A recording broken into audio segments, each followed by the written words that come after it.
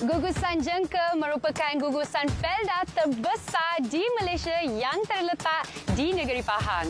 Juga dikenali sebagai segitiga Jengke kerana kedudukannya terletak di antara tiga daerah iaitu Temerloh, Jerantut dan juga Maran. Anda masih bersama saya, Jess Puspaya dalam rancangan Mantap Akma. Ready?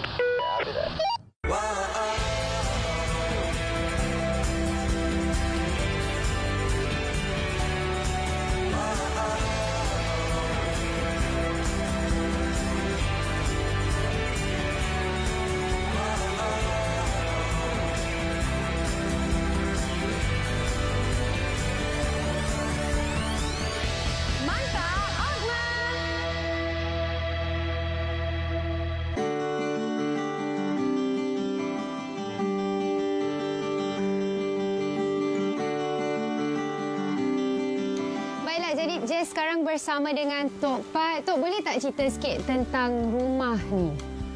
Okey, boleh. Okey. Pertama, sebelum saya bercerita pasal rumah, saya nak menyatakan sikit sejarah penempatan awal Felda Kampung Awar. Pertama, saya nak letakkan lokasi Felda Kampung Awar ni adalah dalam mungkin Bukit Segumpal, paling hampir dengan jajaran jalan raya utama negeri dan juga persekutuan. Felda Kampung Awar merupakan felda yang tertua di wilayah Jengke. Penempatan di sini mula diisi dengan peneroka pada tahun 1962. Penerokaannya dimulakan pada tahun 60 dan 61, kemudian kemasukan peneroka pada tahun 1962. Jadi dari segi rancangan yang tertua tadi saya maksudkan, kita Felda Kampung Awar ada rancangan yang kedua selepas Lurah Bilut, felda yang pertama. Felda Kampung Awar merupakan felda kedua dan terletak dalam felda wilayah Jengke. Dan di belakang saya ini adalah rumah asal peneroka yang mana kemasukannya pada tahun 1962, yang mana inilah dia rumah yang masih utuh kekal sekarang sehingga hari ini. Untuk makluman juga, peringkat awal kemasukan peneroka ke sini dia mempunyai 4 peringkat. Peringkat pertama, peringkat kedua dan peringkat ketiga. Dan akhir sekali peringkat keempat di kalangan anak-anak peneroka yang sedia ada namun telah pun berumah tangga dan mempunyai keluarga menetap di sini mengisi lot-lot yang kosong. Keseluruhan penduduk di Felda Kampung Awar ini adalah seramai 334 peneroka. Penduduk asalnya 57% adalah anak jati Pahang, manakala 27% adalah dari bahagian utara Semenanjung. Dan yang selebihnya adalah seramai 16% adalah penduduk di lain-lain negeri. Untuk makluman juga, Felda Kampung Awar mempunyai penduduk yang hampir keseluruhan dalam Semenanjung Malaysia menetap di sini. Bermakna daripada setiap negeri ada. Okey, untuk yang terkini adalah tidak ada pada saya untuk kita melihat struktur rumah yang asal. Saya dengan ini berbesar hati menjemput Jess untuk kita melihat juga rumah terkini yang kita nobatkan sebagai rumah contoh di Felda Kampung Awar ini. Baiklah. Okay. Jom kita lihat sama-sama. Jom, Tok. Okey.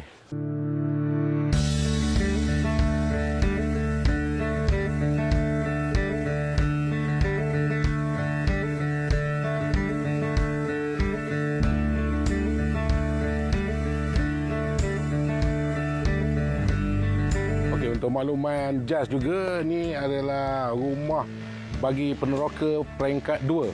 Wow. Iaitu kumpulan yang kedua masuk, yang mana beza dia rumah dia ada anjung, ada serambi. Jadi di sini saya nak tambah lagi information tadi, yang mana di Felda Kampung Awar ini aktiviti utamanya adalah peladangan. Peladangan, ternakan dan juga aktiviti perniagaan runcit. Itu aktiviti utama di sinilah. Selain daripada itu juga, untuk makluman, kita di sini ada memiliki, setiap peneroka ada 3 geran. Satu, geran tanah hak milik tapak rumah berkeluasan suku ekar. Kemudian kawasan ladang berkeluasan 7 ekar dan kawasan dusun berkeluasan 3 ekar. Keseluruhan kawasan perkampungan adalah 84.98 hektar. Wow. Itu kawasan kampungan, tak masuk kawasan ladang. Dan selain daripada itu, selain daripada aktiviti utama yang saya nyatakan tadi, peneroka juga yang datang ke sini dengan membawa kemahiran masing-masing. Jadi, aktiviti diorang adalah mengikut kemahiran. Ada yang berkepakaran gunting rambut, ada yang berkepakaran mekanik dan dia membuka bengkel sendiri. Selain daripada kedai makan, kedai runjit. Itu antara aktiviti utama lah. Faham. Baiklah, terima kasih Tok sebab sudi kongsi asal usul Kampung Felda ni sebenarnya. Terima kasih Tok.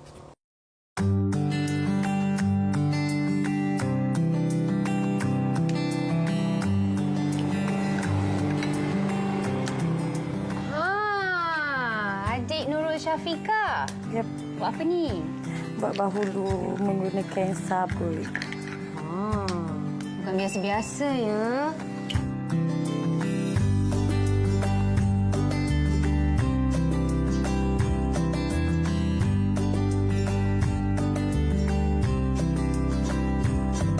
Jadi bahan-bahan yang diperlukan untuk buat kuih bahulu sangat-sangat senang. Dia hanya menggunakan 3 bahan sahaja, iaitu 9 biji telur, 220 gram gula dan tepung berapa banyak tadi? 225 gram. 225 gram tepung. Lepas tu kita sebatikan semua.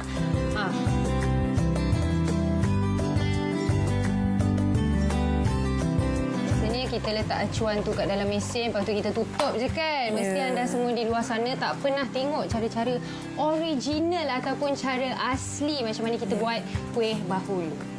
Kita kena isi juga minyak dekat permukaan acuan ni lah. Sebab nanti dia melekat kan. Yang last tu, lepas tu kita isi. Isi. So, dah isi dah semua. Kita ambil balik. Kita tutup dia. Ni. Okey. Letak atas ni. Lepas tu kita ambil balik yang kita bakar tu dekat bawah. Tapi jangan semualah. Sebab atas dengan bawah kena sama bila kita bakar tu. Okey, kita kena bubur.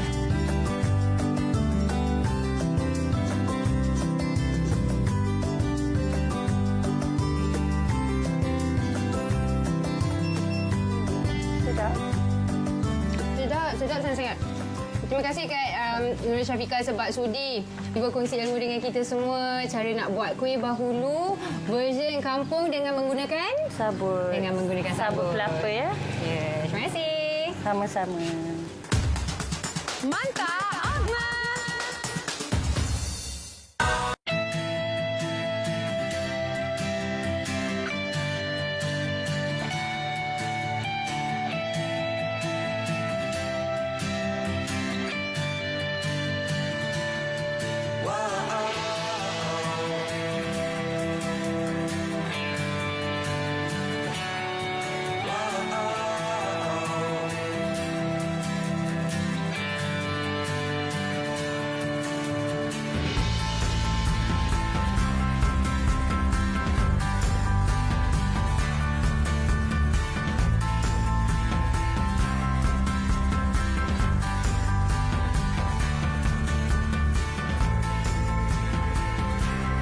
Jika anda nak tahu, zoo ni hanya bermula dengan beberapa spesies jenis arnab je. Tetapi sekarang lebih kurang 60 spesies arnab ada dekat farm.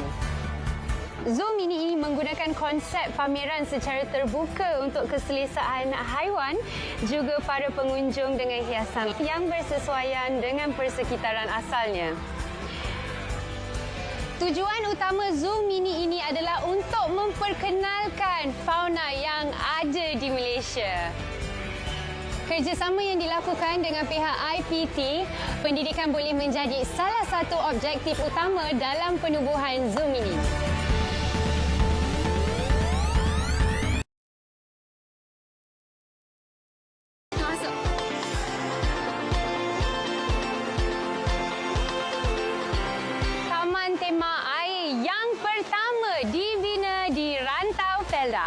Pasti ramai yang tidak menyangka bahawa di kawasan Felda juga terdapat sebuah taman tema yang menarik untuk dikunjungi. Taman air berkonsepkan seni bina bergunung Timur Tengah Dan ROM ini menawarkan pelbagai aktiviti menarik kepada golongan dewasa dan juga kanak-kanak. Baiklah bang, jadi apakah idea dan juga konsep ketiga-tiga projek abang ni? Sebab Jess tengok dari segi warna, dari segi design dan pattern dia lebih kurang sama.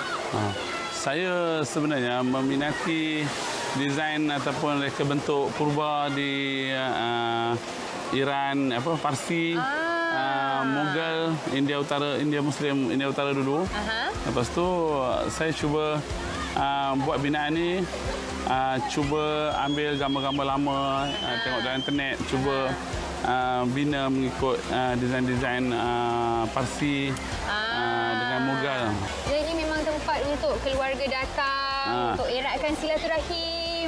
Lagi satu di sini kita galakkan pelanggan bawa makanan. Pelanggan boleh bawa masak di rumah, bawa ke sini untuk berkelah bersama ibu bapa. Wow. Makanan dibenarkan bawa masuk. Tak semua tempat bagi bawa makanan dari luar, tapi tempat ini dibenarkan. Ya, sebab kita nak supaya pelanggan dapat berkelah bersama keluarga. Kalau makan dalam ni macam mana dia nak berkelah, nak bawa makanan dia masak kan. Cita rasa lain-lain kan? Faham. Mantap, Ahmad.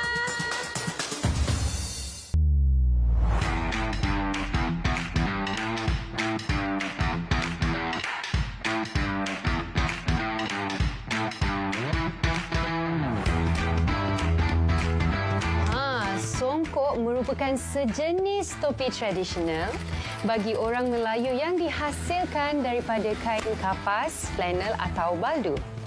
Bukan senang nak buat songkok ni. Jahitannya mesti kemas dan perlu mengikut ukuran yang betul. Terdapat juga pelbagai saiz, ukuran dan jenis-jenis songkok mengikut negeri masing-masing.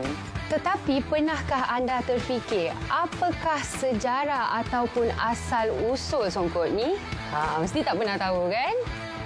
Untuk pengetahuan anda semua, terdapat beberapa andaian yang telah dibuat mengenai asal-usul songkok ini.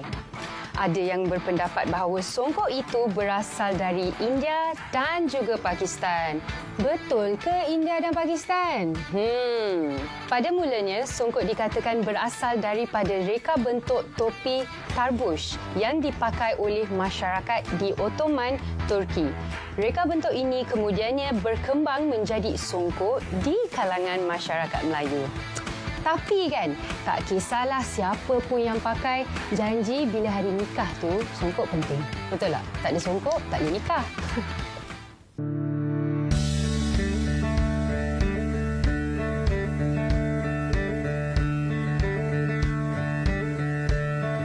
Jadi Haji, macam mana Haji boleh mula berniaga songkok ni?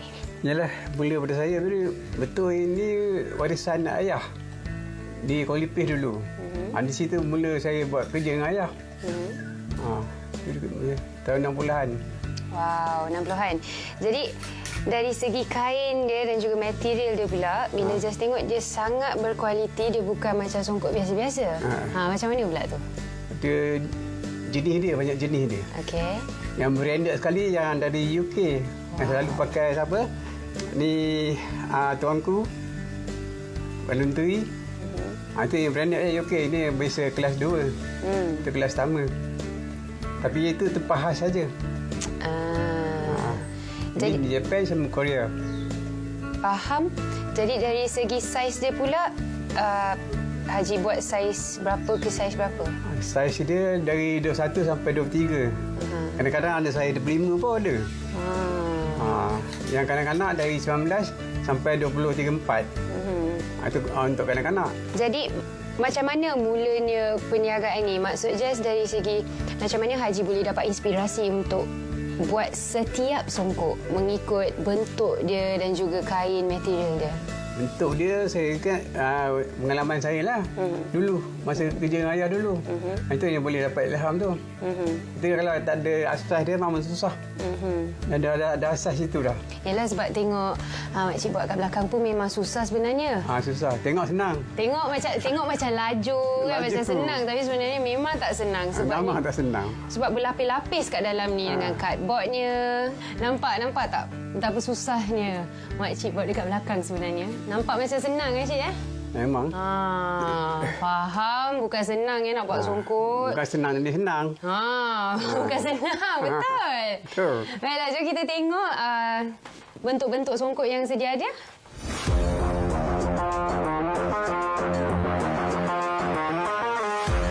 Ini banyak feedback dari pelanggan. Dia kata panaslah, berkesanlah. Okey, saya buat macam ni. Macam mana? Tips-tips beli songkot yang betul sebenarnya. Kena lihat di bahagian dalam. Dalam. Kualiti ni dalam.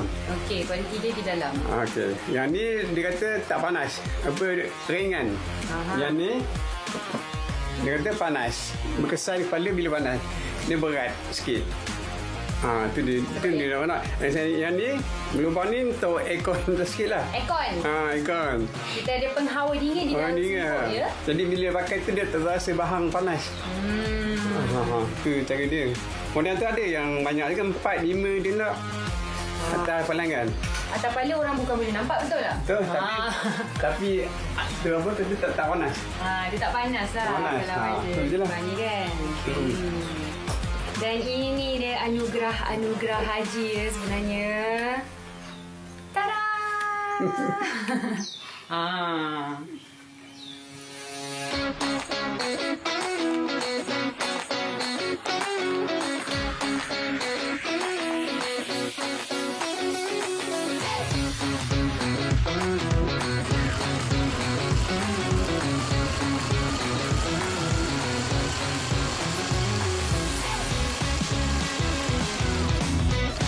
Jadi songkot-songkot dekat sini memang orang dah order ke macam mana? Yang ni belum order lagi. Kita buat persiapan awal lah. Faham. Persiapan awal. Jadi songkot ni boleh tahan berapa lama sebenarnya? Songkot ni kalau kita bubur dengan kotak lama boleh tahan. Tapi kadang orang bila orang beli, orang sangkut-sangkut kat paku kan. Itu yang tak tahan tu. Dia letak kat sangkut kat paku.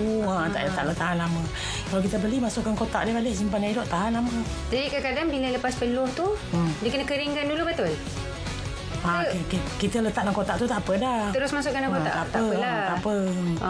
Tapi memang orang yang dah pelanggan-pelanggan yang datang, dia kata memang songkok dia tu padan elok lagi, tapi saiz dia kecil.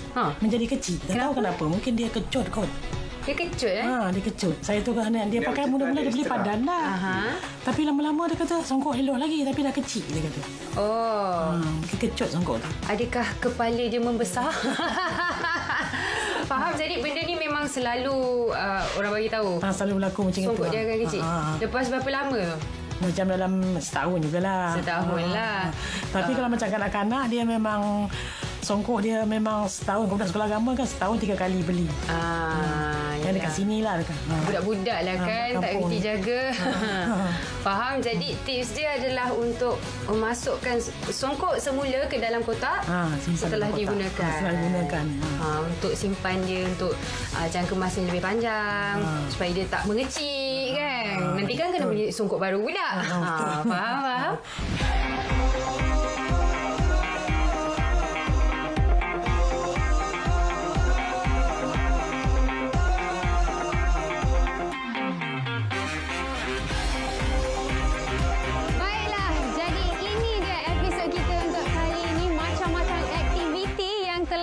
Kami lakukan. Kita pergi Wonderland, kita pergi Rabbitland, lepas tu kita jumpa pakcik dan juga makcik buat songkok, lepas tu kita buat kuih bahulu. Kalau anda nak tahu apakah aktiviti Jazz yang seterusnya dan di mana di negeri Pahang yang akan Jazz buat pit stop, jangan lupa saksikan saya, Jazz Pusraya, dalam episod seterusnya dalam Mantap Okma.